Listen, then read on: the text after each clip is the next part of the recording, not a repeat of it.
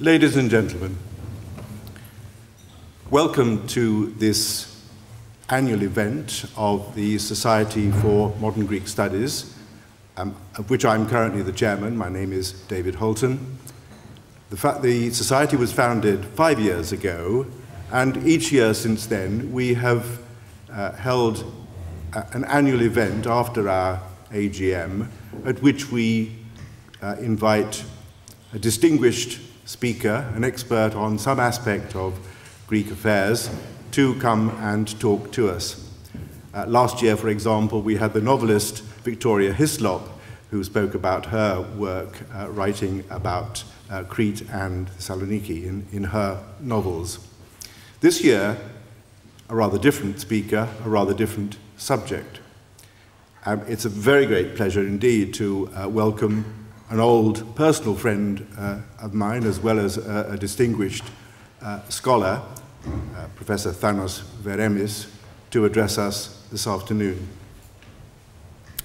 Thanos Veremis studied, amongst other universities, at the University of Oxford, and it was there, in fact, that we met. So he's no stranger to this country. He is now Professor Emeritus of Political History at the University of Athens in the Department of European and International Studies, and he's a founding member of the Hellenic Foundation for European and Foreign Policy, known as Eliamep. He's been Research Associate at the International Institute for Strategic Studies in London, a visiting scholar at the Center for European Studies at Harvard University, a visiting professor at the Woodrow Wilson School of Public and International Affairs at Princeton University, a visiting fellow at St. Antony's College in Oxford, Constantine Karamanlis Professor at the Fletcher School of Law and Diplomacy, Medford, Massachusetts, and more recently, President of the National Council of Education in Greece from 2004 to 2010. In addition to his very distinguished public profile, he is also the author of numerous studies on modern Greek history and politics, either on his own or in collaboration with colleagues. His first major book, The Military in Greek Politics, appeared in 1997. With Mark Dragoumis, he co-authored Greece in the World Bibliographical Series. With John Koliopoulos, Greece, the Modern Sequel, a book on the Balkans, construction and deconstruction of states, modern Greece, a history since 1821, and most recently, as far as I know, a biography of Eleftherios Venizelos. Thanos Veremis, I think, is already known to many of you from his public life, his public appearances, and also from his writing. So perhaps it's superfluous for me to introduce him to you, save to say that it is a very great honor and pleasure for us to have him with us today and to invite him now to give us his lecture, which has the title, The Greek Crisis, When the Segmentary Community Meets with Populism. Ladies and gentlemen, first of all, I'd like to thank the Society of Modern Greek Studies and David, who is a personal and old friend, as he mentioned. We won't give dates, but you can imagine. Not too long ago, at least it seems not too long ago. And then the Hellenic Center for its hospitality. I think the fact that we're here today is due to their hospitality, and it's a great pleasure to be here again. This isn't my first visit to the Hellenic Foundation. Now, the subject of my lecture is, as David mentioned, the segmentary society meets, sounds like a thriller, and it is a thriller in a sense, meets populism.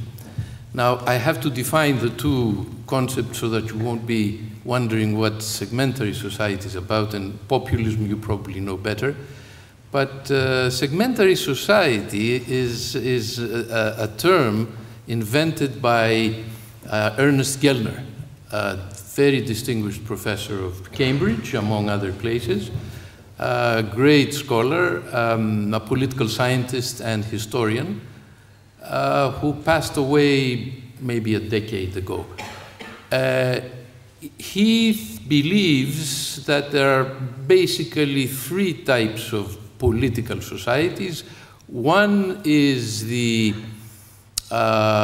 society such as our own, or such as the Western countries that are operate on the rule of law, civil society. That is probably a term that you know. And then there's the totalitarian societies, which had been once upon a time, now there are fewer, that had ruled half of Europe, or a good part of Europe nevertheless. And finally, there is a third type of society, and this is Gellner's invention, the segmentary society. Whereas the other two, the totalitarian and the civil society, are modern concepts. They have to do with modernity. They appear in the 18th century, at least the civil society, or versions of the civil society, and then they develop further in the 19th and 20th century. Totalitarianism is more of a 20th century concept, but it has to do with modernity in a sense. Marxist, Leninist regimes are also part of a similar tradition, in the sense that they too refer to the Enlightenment period, but have strayed into a different path. And then the segmentary society, which are the laggards of societies, in the sense that they are pre-modern. They were there before the other two. They are societies that are fragmented, as the term tells you, segmentary, segments, deliberately fragmented. Why? Because people feel unsure, unsafe, with some form of absolutism. In the case of Greece, obviously it's the Ottoman Empire, the Sultan, and the entire nexus of relationships within the Ottoman Empire, which distinguishes between, among other things, between Christians and Muslims. Muslims are first-rate citizens, Christians, Jews, and the others are second-rate citizens, were in that kind of regime. Therefore, for that and many other reasons, society and people that make up society felt uneasy, and they had to rely on the help and the attention of an institution that will never go away, that it will always be with them, that it's close to them, and that is none other than the family institution. So here we have a case of extreme familism, where people are attached to the family as their primary loyalty, and through the family, their loyalties expand to the extended family, to friends, to kumbari, to all kinds of clients, and all this expands and makes up a pyramid, if you like, of loyalties and affection. The problem with a segmentary society is that these pyramids do not extend to the entire society. On the contrary, these pyramids apart are contentious. They compete with each other. Sometimes mostly it's a cutthroat competition. They dislike the other pyramid across wherever that may be, and hence these are segmented societies. You can imagine how such societies operate in normal times. Well, the answer is they don't. In cases of crises, they tend to get together. That's a different thing. And we have such instances of crises that bring all these different fragments of Greek society together, such as the War of 1940-41, when people suddenly felt that their loyalty lies in their Greekness as opposed to their family. But in normal times, when the family is not, when the nation is not threatened, their primary loyalties certainly are not with the state. And there are two sides to the nation state. There's a nation which is pure and holy, and there's the state which is something to be wary of, that you need to foil, that you need to undermine in order to do what is best for your own interests. Hence, when people wonder how is it that the Greeks, who are normally in a state of, in a fractured state, in a state of fragmentation, how is it that they get together on certain instances and they do great things, heroic things, and so forth? But unfortunately, this lasts as long as the crisis lasts, and sometimes even less. Now, the Greek War of Independence, because I think there we have the best example of how a fragmented, segmentary society operates. Most people say, it was such a bad turn that the Greeks forgot their primary objective during the War of Independence, after the third year of struggling against the Ottomans, and started fighting each other. That this was an unexpected bad turn of events. Now, in my book, I think this was almost inevitable, given the type of society we have. It just took a while, mainly because the primary objective was one of those primary objectives that bring all these fragments together. But there came a point, especially when the Greek War of Independence was faring well against the Ottomans, when people forgot the primary objective and resumed their quarrels with each other. And when I say each other, I don't mean as individuals, but as groups of people. It's a group individuality. When we say the Greeks are rugged individuals and they will not conform with societal rules, we don't really mean individuals as such.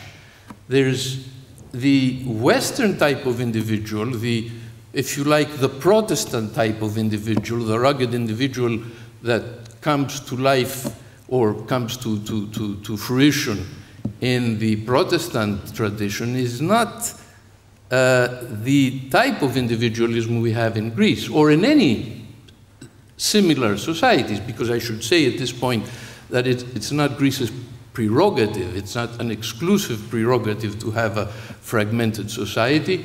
So do many other nation states in the region. I should also say that all the Balkan states are similar in that sense. Southern Italy, a good part of Spain, and so forth and so on. If you look at the map, there are probably more segmentary societies than otherwise. Western Europe, the United States are probably the exception to the rule, while the rest of humanity, I think, relies on the family, for one thing, friends, people you know, people you can trust. The problem with Greece is that it was not just a segmentary society. This is not a problem necessarily, but it's the idiosyncrasy of Greece, historically speaking, is that there was also a tendency to imitate the progressed world, a tendency to imitate the West, obviously, the prototypes, the political prototypes of the founding fathers of the Greek War of Independence and of the constitutions that came after it, or during the War of Independence, were people who came from abroad, the diaspora Greeks. Now, the diaspora Greeks are a very important input in the making of the Greek state, probably the most important input. Why? Because those who fought, the indigenous people who fought the Greek War of Independence, the Kolokotronis and Karaiskakis and Miaoulis and the heroes of the Greek War of Independence, who belonged to this tradition that I mentioned, the fragmented society, the segmentary society, had no clear view of what the rest of the world, or the rest of Europe rather, because the rest of the world was Europe, they focused their interest there, not the East, because the East was lost to them anyway. The East was mostly the immediate, the Near East was mostly Muslim, so that in fact was the opponent, the chief opponent, so they looked west, always looked west. And the people who had the clearest view to the west were the diaspora Greeks, the more educated merchants, basically, people like Porais, people like Alexandros Mavrokordatos during the War of Independence, who did partake in the war. He's one of the few people who did, who was a witness and a protagonist of the War of Independence, and many others on the way. These people had very different agenda from the autochthonous Greeks, from the natives. Their agenda was to create a modern state. And that was achieved thanks to them, mostly, to their influence abroad, to their access to financial means, and therefore, in spite of society itself, which was segmentary, the new state appeared in its glory as a unitary state, according to the prescriptions of the French state that came out of the French Revolution. The primary interest of the modernizers, if you like, we can call them modernizers, was to have a unitary state that would unite all citizens under the rule of law, that would make them equal under the rule of law, and would proceed to make Greece into another Western state. And this was partly achieved in terms of institutions, in terms of constitutions, which were very good actually. If you compare the Greek constitutions of 1844 and 1863 to other European constitutions, you will find that it's probably one of the more liberal, progressive documents. Was reality up to it? Not really, not really.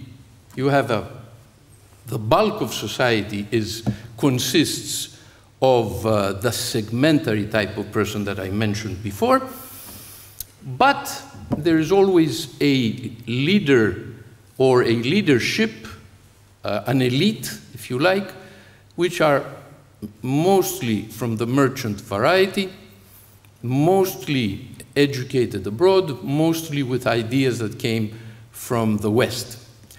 And these are the people that made Greece operate as a modern state in spite of its body of segmentation.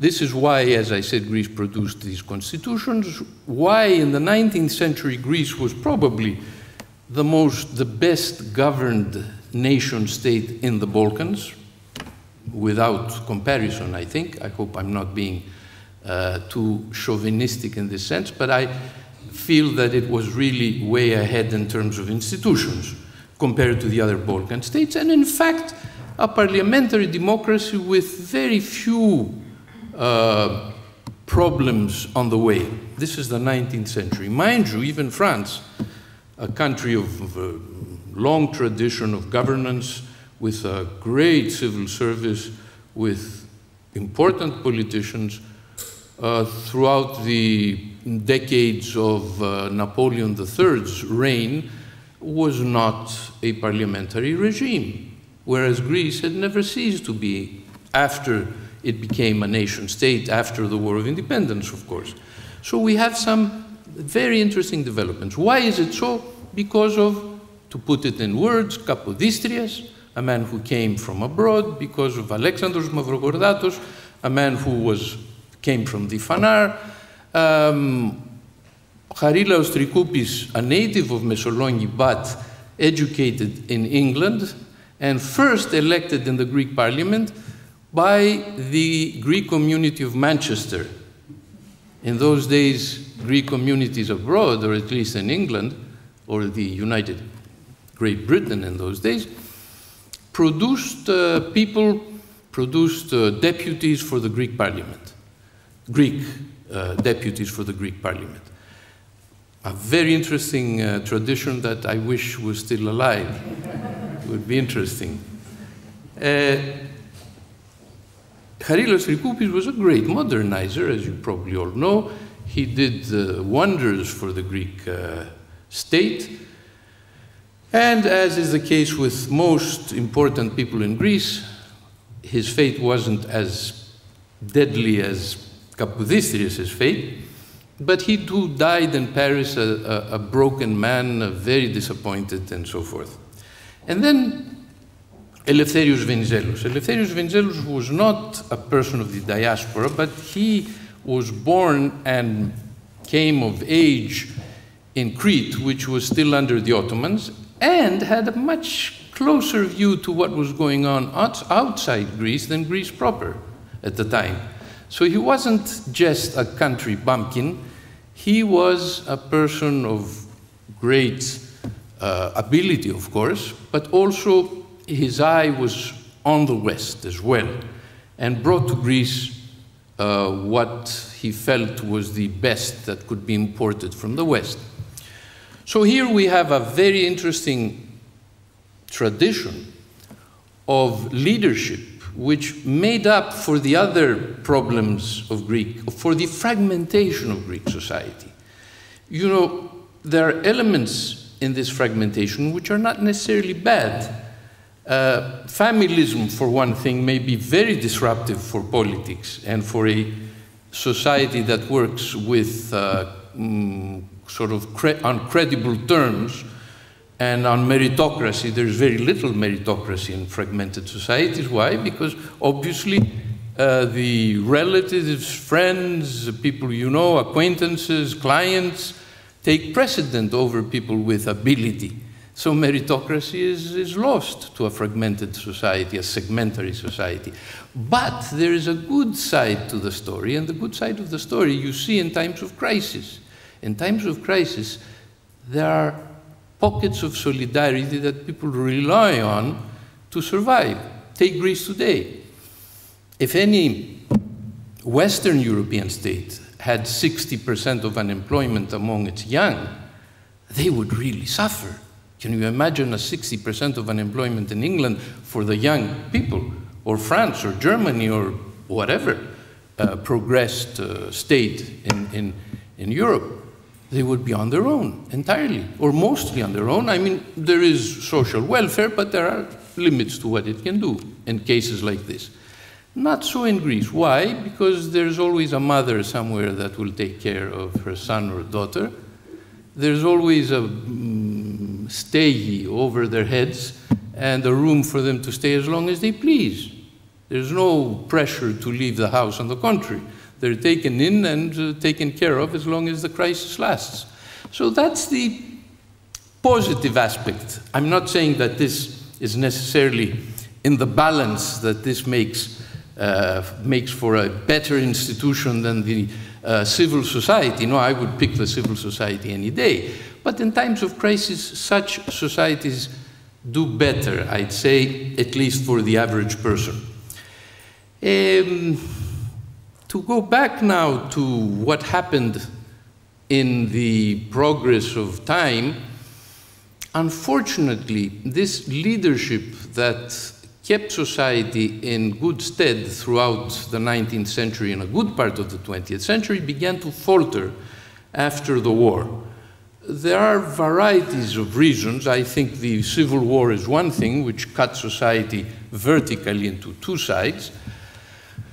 But I think it's also a question of the metapolitevsi, as they call it.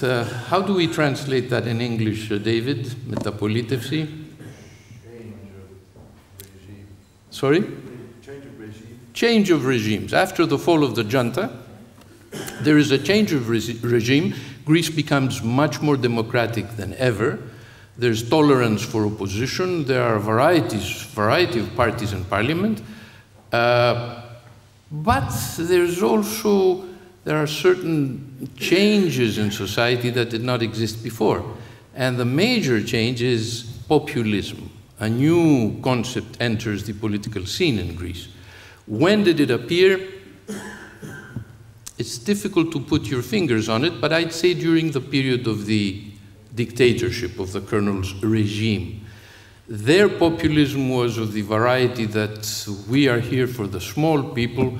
The small people are ourselves, we come from the countryside, we were poor and so forth, not democratic at all, but nevertheless looked after the poor, the peasant folks, and of course their own. Hence, it is a kind of populism that has to do with managing power in an autocratic way, in a repressive way, and therefore you can distribute the pieces of the cake to whomever you please without having to give word about what you do, to explain yourself to anyone, and this became the beginning of a kind of populism. But then, a politician from the United States, I'm not an American citizen, in other words, came to Greece and he brought a much more elaborate idea of populism. Now, what is populism to begin with? Populism is a variety of things.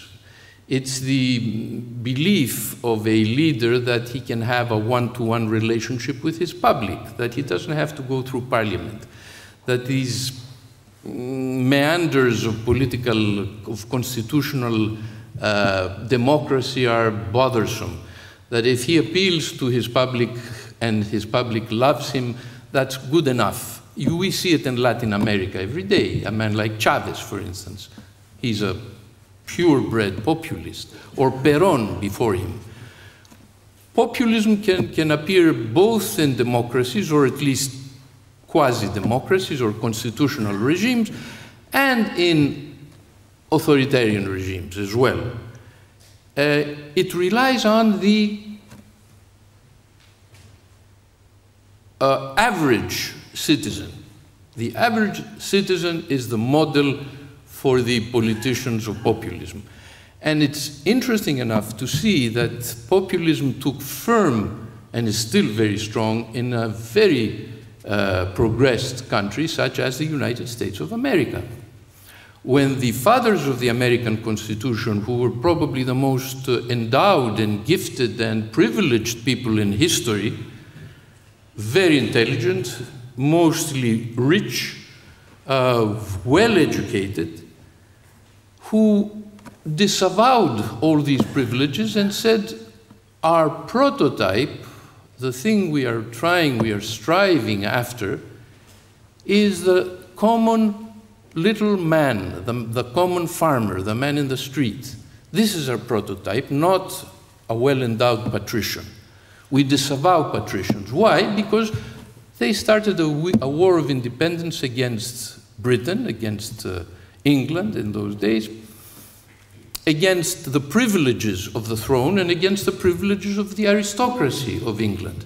And hence, they disavowed privilege in any form, even in merit. It's interesting, because these people were people of merit. And when I say these people, I mean Jefferson, first of all, and Madison, and Hamilton, and some were self-made, like Hamilton. Franklin, even Washington, who was a mercenary soldier, but he did do well in life, and he had his huge estate in Washington, and so forth. These people disavowed privilege in any form, and looked to the little man as their prototype.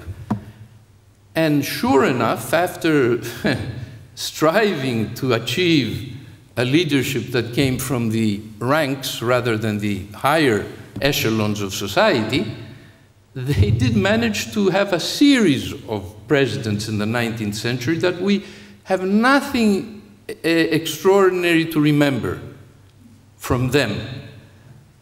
A series of non-entities, practically, people who had no charisma, with one glaring example, Abraham Lincoln, a self-made man, a man from the log cabin to the White House. But if you think hard, there are very few others. after Andrew Jackson, who was the first frontier man to come to power, a very capable man, no doubt, no fool in any sense, but after him, 12, 15 presidents that we don't even remember, that no one knows if they were worth much. And they were not anything memorable. So the idea of the little man who is the authority, the prototype of society, is really something that was developed in the United States of America, with one catch, that the little man had to give word. He was accountable, first of all, to God, and therefore was accountable to society as well. The good Protestant man of the street would pray at night and say, "Dear Lord, I've erred today, I did this, that, and the other. Please, I beg for your indulgence," and so forth. And in the same sense, they were accountable to society. But when Andreas Papandreou, who never went through that route of accountability, a man of great, by the way, of great gift, he had great gifts, he had capabilities beyond the ordinary, a person who studied at Harvard, taught at Berkeley, had a prime minister for a father and a very intelligent, or at least educated mother, went to Athens College in Greece, and so forth and so on. He was anything but a man in the street, the ordinary folk. But it came to him apparently as a great revelation that if you sell that kind of product to the Greeks, who never cared for populism, mainly because a poor society doesn't want to make its children the way he was, a farmer, a poor peasant who strived all his life with his nose in the land, he would obviously prefer to have his son make a quantum leap into the bourgeois, into the middle class, and become a lawyer, a doctor, or an engineer, or practically anything but a farmer. However, Andreas Papandreou came to Greece at a time when the Greek economy was making leaps, and people were not as insecure as they used to be, and therefore his view, his appeal to the little man, to the average man, was very successful. And he managed to become the darling of a good segment of the Greeks, and to get re-elected on the basis of his empathy for his people, so to speak. He became a kind of father figure for the non-privileged, as he used to call the Greeks. Of course, all Greeks think they're non-privileged, in spite of what they may have in life. If you ask the average Greek, he will moan and groan and say, well, yes, I may be Latsis, but there is a Jean-Paul Getty somewhere, and I'm non-privileged. That kind of mentality, you know. The Greeks are wonderful in this. Everybody is somehow feels that he hasn't been appreciated as much as he ought to have been. So he did center his attention to all these little faults of the Greeks, and did a wonderful job in securing himself in power for a very long time. Now, in balance, I think he left a very bad patrimony, which is what, in a sense, I hate to say this, I have nothing against the man as such, but his legacy was one of populism, which other, unfortunately, politicians tried to emulate. New Democracy tried to emulate Andreas Papandreou's populism, and all this were negative, had negative effects on the Greek economy and on the way things are going. And strangely enough, the Andreas Papandreou legacy also constituted a heavy blow to the quality of politicians that came after him. There are exceptions. I'd say Kostas Simitis was an exception to the rule, although he too could not face the populist surge in Greece or his party. So he let his party do what they pleased, and went on to bring Greece into the EMU, which was, I think, basically a good idea in spite of what they say, mainly because the EMU gave Greece the opportunity to get the benefits of very low interest loans.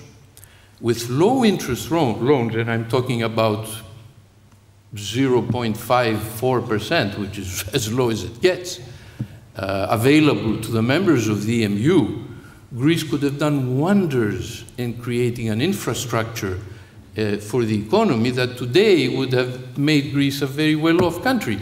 Where did the money go?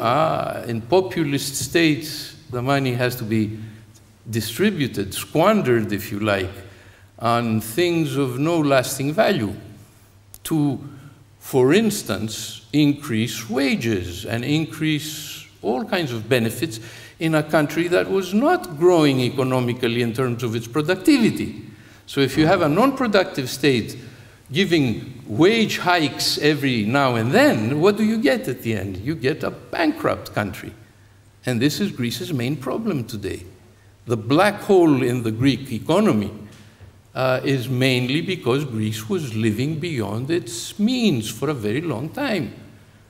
Because wages were way up compared to the productivity of the Greeks, and therefore Greece was not competitive. Now, Andreas Papandreou probably knew all these formulas, being a brilliant economist, but apparently he didn't care. He didn't care much. He said, let the future bury its own dead, you know, let the dead bury their own dead. And that's what is happening now. We are reaping the harvest of populism.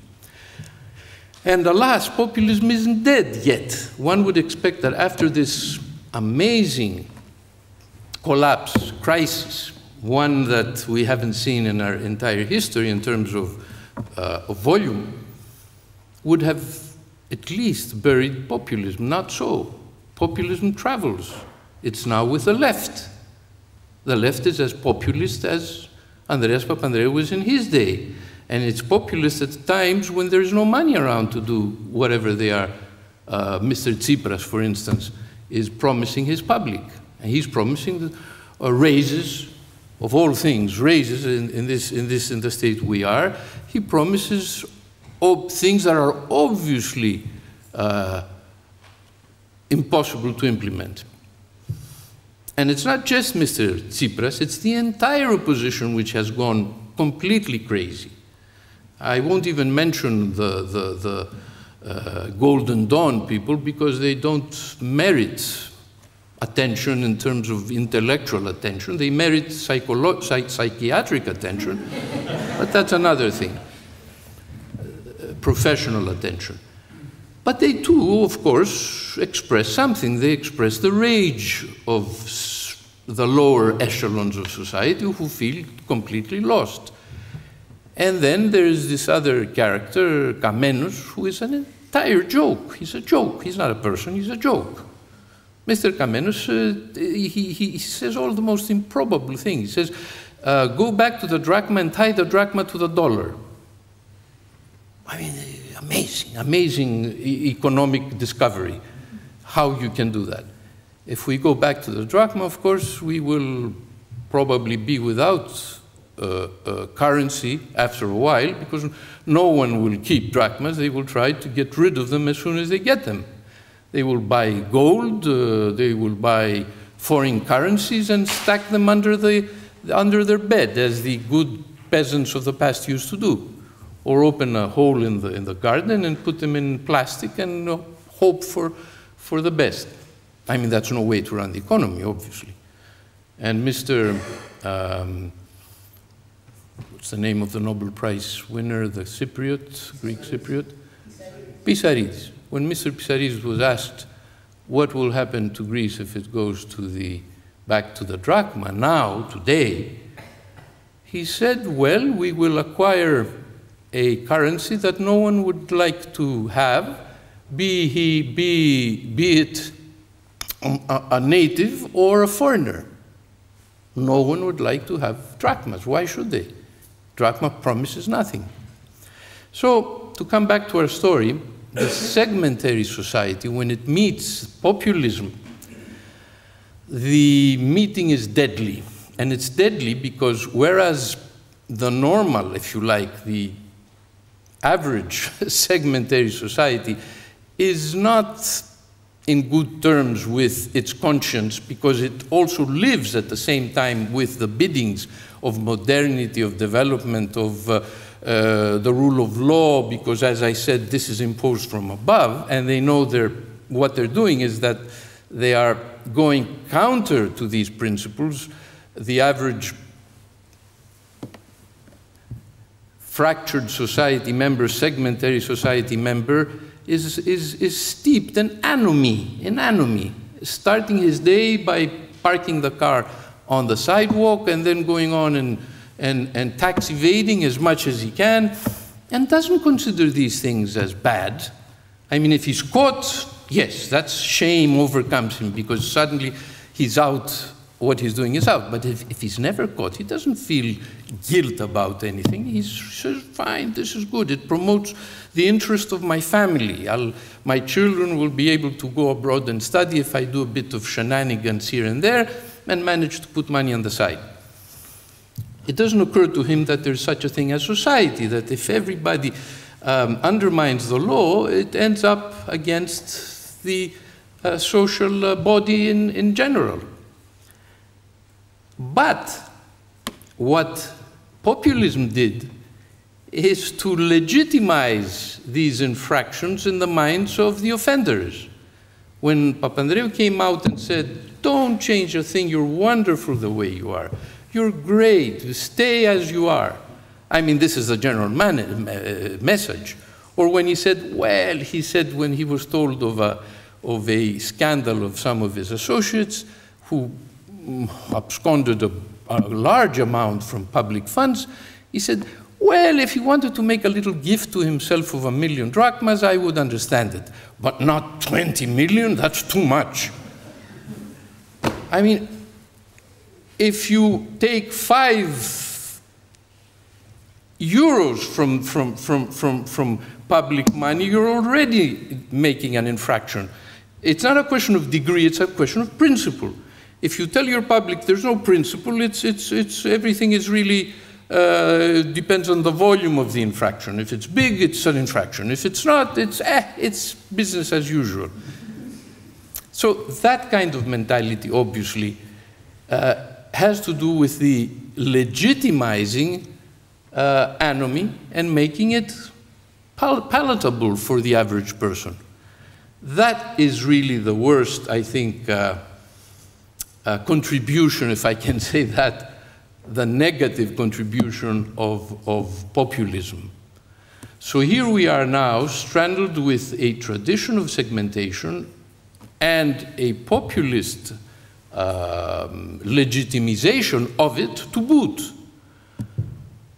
My hope is that this crisis, for one thing, one of the positive things about the crisis is that the state doesn't have money to bribe its own anymore. At least that's a positive thing. You can't do too many favors without funds and without positions to man with your friends and your relatives and what have you. So should we start over again after a period of cleansing politics and society, God knows how that will happen, but there are hopes that better people will begin to return to politics once the bad money is out of the market. Good money may begin to enter. And the rules, hopefully, that will manage employment may be very different than the ones in the past, because the civil service of Greece obviously has some very good people, but they are there by chance, not by intention. The intention was, of whoever put them there in the first place, was to enhance his own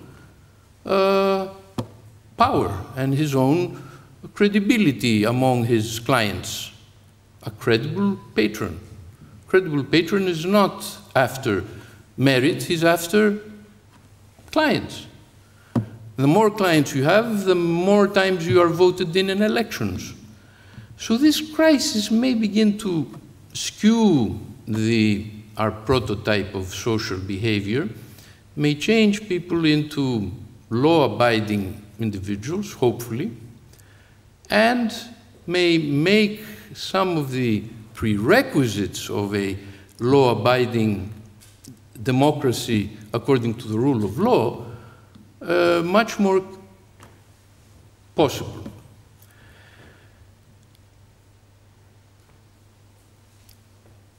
In this stage that we're in, leadership does matter. In well-run societies, leadership matters, but not to the extent that it matters in badly run societies.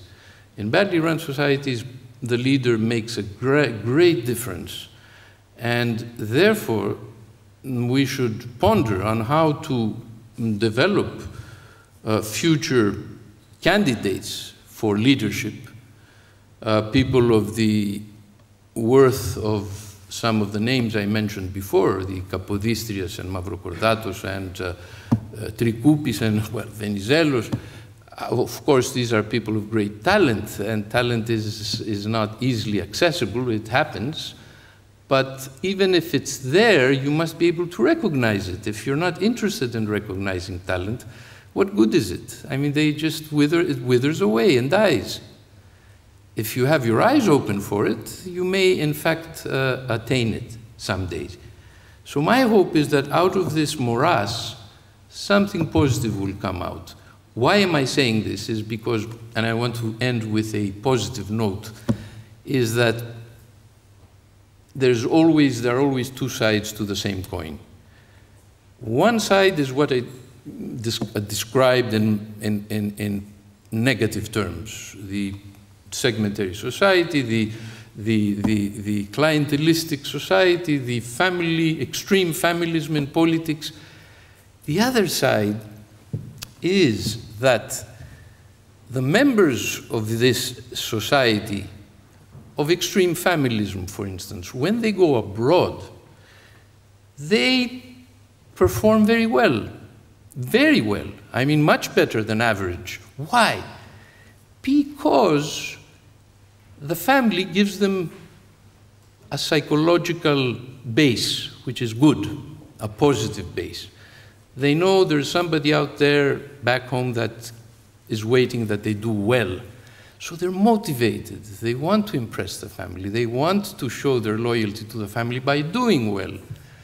And this is important. The other thing is that they are used to hardship. They're used to competing and fighting with their neighbors, with practically everybody. And whereas this behavior in the mother country cancels everybody out, because what the Greeks achieve within Greece is they manage to cancel out their competitors. It's not that the good man wins, it's the most capable network cancels out the rest or the others. Abroad, when the rules of the game are constructive, and they usually are, they can fit in. They have a lot of reverence for power. By the way, this is interesting, but the average Greek has reverence for power, and the power is usually the father or the mother in the family or whoever is the strong man or the strong person. So these people who are obedient within their own group, conservative within their own group, because they conserve a system that gives them life, cannot operate in a society of peoples in Greece because everybody is like this and cancels each other out. But when they go abroad, and I must tell you that this came to me after talking with John Tsatsas. I said, of course. I said, why do the Greeks operate? Because he was telling me about the Greeks abroad that he knows better than I do. I said, they start off with a very strong base, which is this kind of mentality. They are used to to competition within, but a cutthroat kind of competition, not a positive competition, but nevertheless competition. They are driven because they have to prove themselves to some higher authority, and very close authority, the family authority. And finally, they are used to obeying rules, but a different kind of rules, you see. They are basically conservative. The Greeks are basically conservative people. It's just that they cannot act within society, or that type of society that we're describing. So take them out of that, put them in another environment, and they blossom suddenly. They become very good. So there you are. That's the positive side. And my hope is that all this energy may be driven into something constructive and positive. Thank you.